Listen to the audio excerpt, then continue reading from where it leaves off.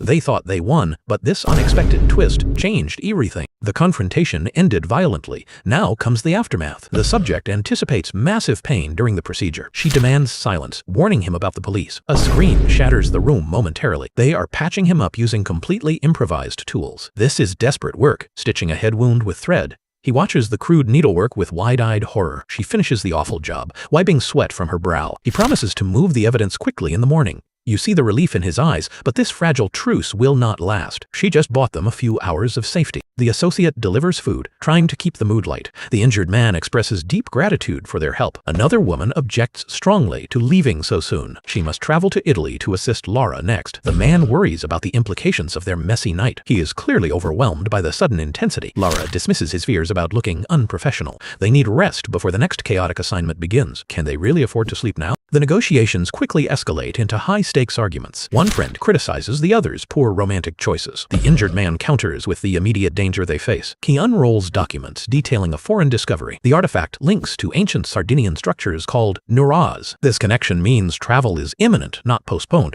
Research is needed now, not later, he insists. The opponent scoffs at taking risks when relationships are on the line. I will find what you seek, the pragmatic woman states. The looming flight to Italy forces their hand. They are airborne now, the mission back on track. Laura checks her phone. Croft Manor is still a wreck. She confirms her flight plan to her worried associate. The injured man finally seems to be asleep. The second woman is consuming alarming snacks aggressively. She calls them gummy vipers laced with venom. Laura finds the description of their colleague's coping mechanism disgusting. The other woman clarifies her disgust stems from worrying about him.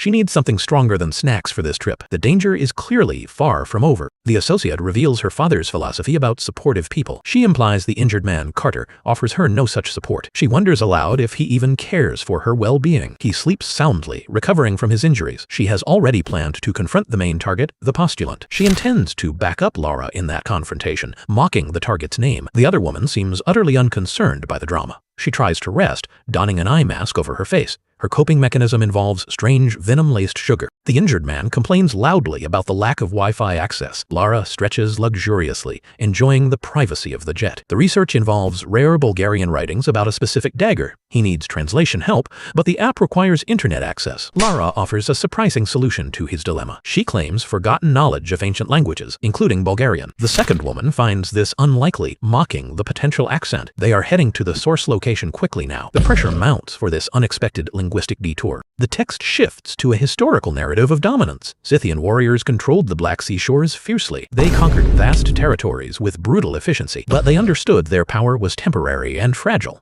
This fear drove them to create something ultimate. They sought to forge a weapon of unparalleled power. The narrative focuses on their desperate attempt to create invincibility. Intense, wide eyes reflect this deep-seated anxiety. They wanted a single item to guarantee victory. This obsession dictated their entire civilization. The ritual involved drinking the blood of the first kill. This grim act supposedly transferred the enemy's power. They wondered if a greater sacrifice brought superior might. The dagger was exceptionally crafted, needed only one life. That one life empowered the wielder into a godlike fighter. This transformed warrior could only be stopped if the dagger shattered. The storyteller then laughed about its creation. He claimed if the weapon worked, the world was theirs. The artifact's sheer potential is terrifying. The private jet touches down in Olbia, Sardinia immediately. Carter asks if this extreme situation is truly happening. The second woman is curious about the specific nature of the artifact. Are they matching daggers? She presses Laura. Laura dismisses the concern, focused on the mission details. She declares she will not speak until half the wine is gone. They settle into a modern coastal house to regroup. The injured man relates a wild story about a dragon transformation. Lara coldly suggests that was the only choice available. The associate hopes Laura never learns about the thralls. A figure in ceremonial robes addresses a shadowy shape above. He speaks of a penitent, willing vessel for some purpose. He explains his masked form hides the true required item. An interruption cuts him off. He quickly retracts the comment. Preparations for the ritual are already underway, he confirms. He apologizes for his bizarre, anti-social doctrine later on. That doctrine is the only way the ritual becomes possible. He prepares the golden mask for use. He dismisses the other party to attend to his secret activities. The final stage of their plan is about to commence. Lara finishes her workout overlooking the sunny coast. A text from an associate worries about an old man's fretfulness. Lara jokes about being perfectly seasoned, not old. She ignores a voice on her earpiece, sounding distracted. Her companion is busy managing the ongoing house renovations.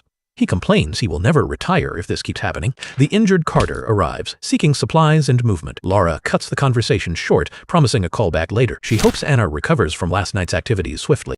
They have arrived at the undisclosed site in southwest Sardinia. Laura confirms they are at the correct location. This is where the mask was found, hidden from official records. The injured Carter asks for a napkin, feeling awkward after his ordeal. Anna apologizes, feeling embarrassed by the previous night's scene. Laura insists she is fine and ready to proceed alone.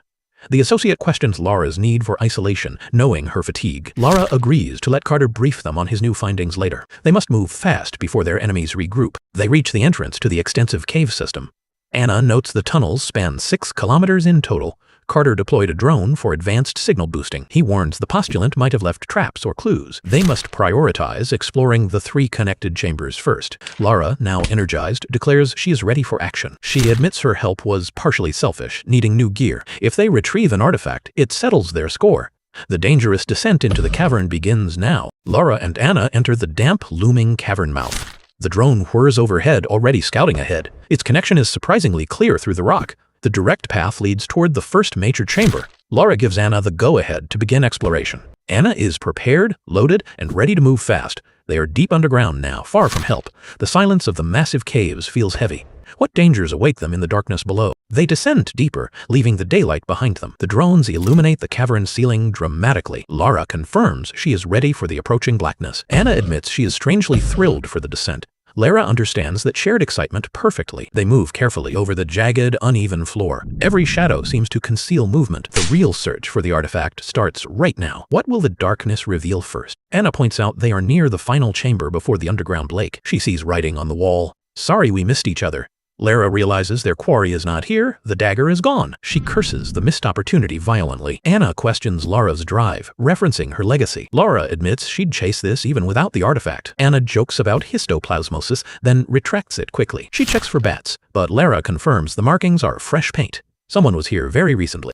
Anna reports her earpiece is suddenly dead and lost. Lara doubts they can recover it or relay messages now. Carter confirms the drone signal is also failing its boost attempts. They are low on essential water supplies quickly. Lara locates a small tunnel 50 paces ahead. It leads to the exit chamber above the lake. Carter will drive around to meet them there. Anna remains ready and surprisingly eager for the challenge. They press on into the deeper, darker recesses. Anna suggests they might have entered the wrong area entirely. Lara disagrees, convinced they are close to the lake. The presence of fresh paint confirms recent activity. She warns Anna to keep her breathing steady against the dark. Anna senses a strong draft, meaning an exit must be near. Suddenly, the cavern floor violently gives way beneath them. Both adventurers scream as they plummet into the black void below. They are falling fast toward an unknown chamber. The ground collapses, sending them into freefall instantly. Lara manages to use her momentum, kicking out instinctively. Anna tumbles down, landing hard near the floor. They crash into a strange, torch-lit chamber. Lara quickly checks if Anna sustained any serious injuries. Anna confirms she is miraculously unharmed. She spots a doorway ahead showing real light. "Carter, are you there? We made it through the trap." They survived the sudden, violent fall. But what new danger awaits them in the light? They land softly in a vast circular chamber, lit by sconces. A robed figure stands center stage, addressing his cloaked followers. Lara and Anna peer down from the upper-tier entrance. Anna realizes they are witnessing a cult ritual in progress.